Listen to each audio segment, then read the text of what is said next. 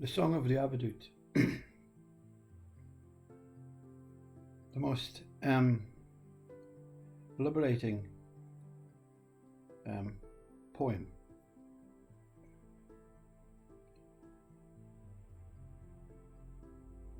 Not really recognized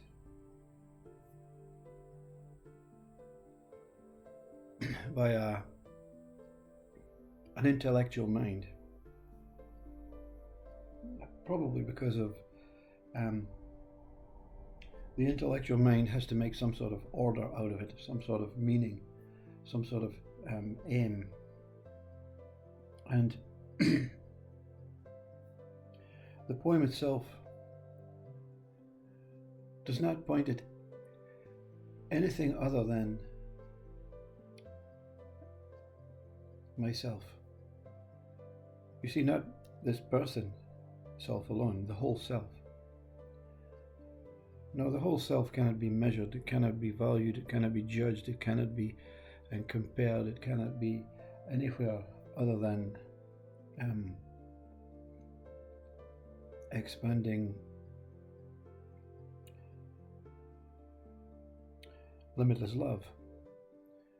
See, when the mind says we cannot measure love, we cannot measure human, we cannot measure our length of life as a body, so we need time, we need all these essential tools and ideas and concepts and creations to help us understand that what is impossible to understand, you see.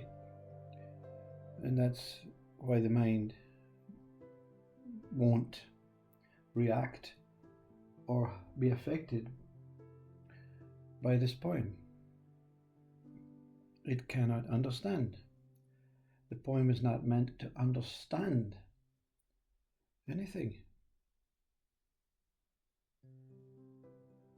And at the end of the poem, or at one verse, you see, you can't even say the end because it doesn't have any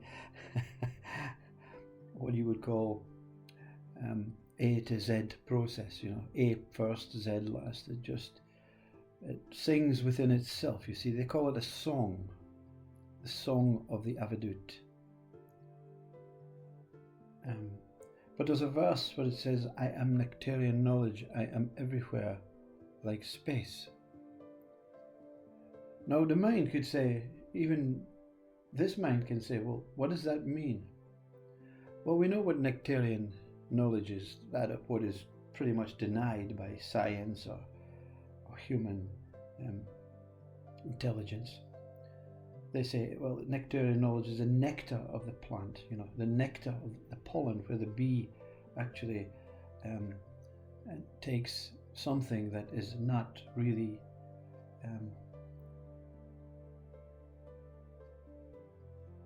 it cannot be seen, described, touched. It's something that is beyond what our sensational body or five senses can measure, you see. So knowledge, I am Nectarian knowledge. I am the knowledge of that what cannot be measured. And it clarifies that by the second, I am everywhere like space, you see. I'm not space,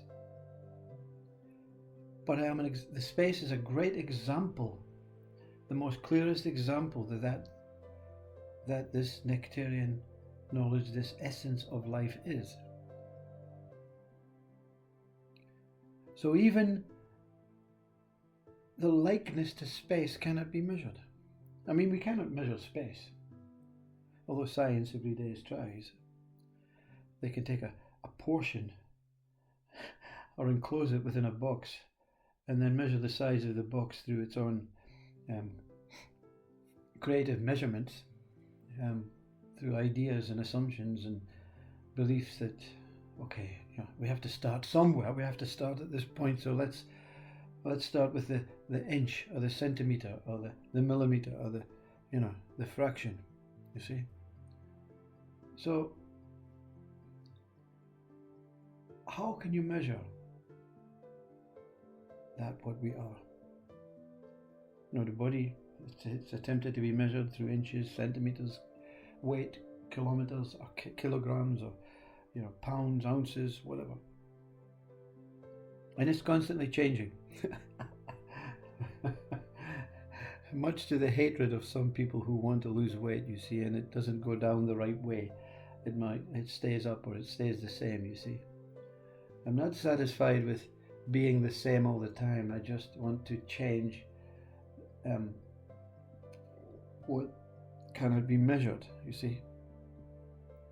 If it can't be measured accurately, the same for the rest of your life, as the same weight, the same size, the same, volume, then it's immeasurable. You see, the body is immeasurable in its whole sense.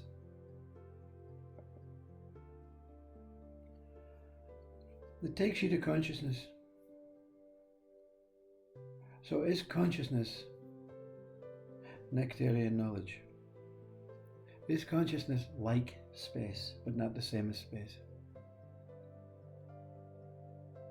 And we can sit here for the next 5 days and go over and over and over the possibilities, the assumptions, the measurements, the biologist's way, the physicist's way, the neurosurgeon's way, the philosopher's way, the psychologist's way, the scientist's way, the layman's way,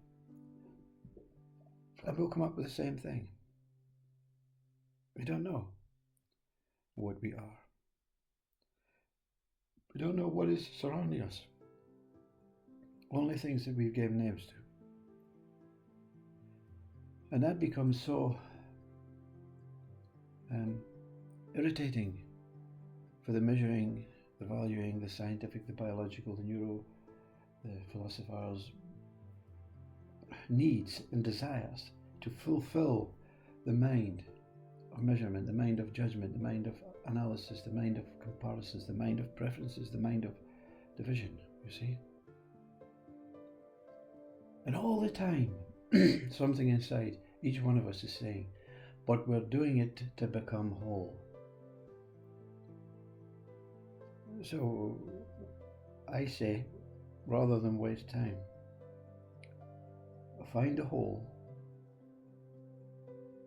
within I. Not within this person, within your I. Find a whole. Is it H-O-L-E? Is it W-H-O-L-E? Is it I? Or is it one? See, is it the number? Is it the letter? Is it the whole, the human whole, the empty, the void? Or is it the whole encompassing life, expansion, consciousness? Or nectar that I am? You see, the answer is available when you leave the mind at bay.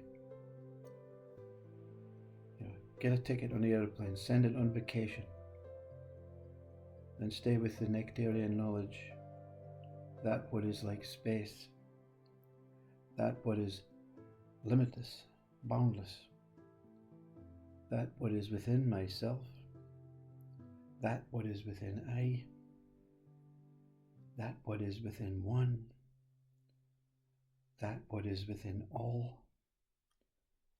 that what is within the whole.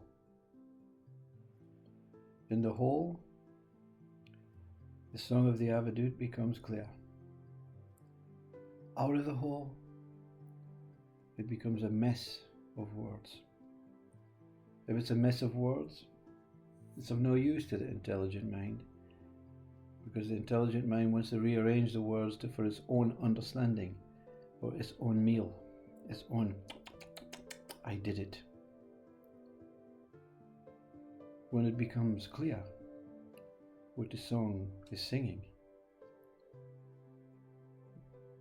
one, I, is free from the mess of the world that does not really exist. Out with I.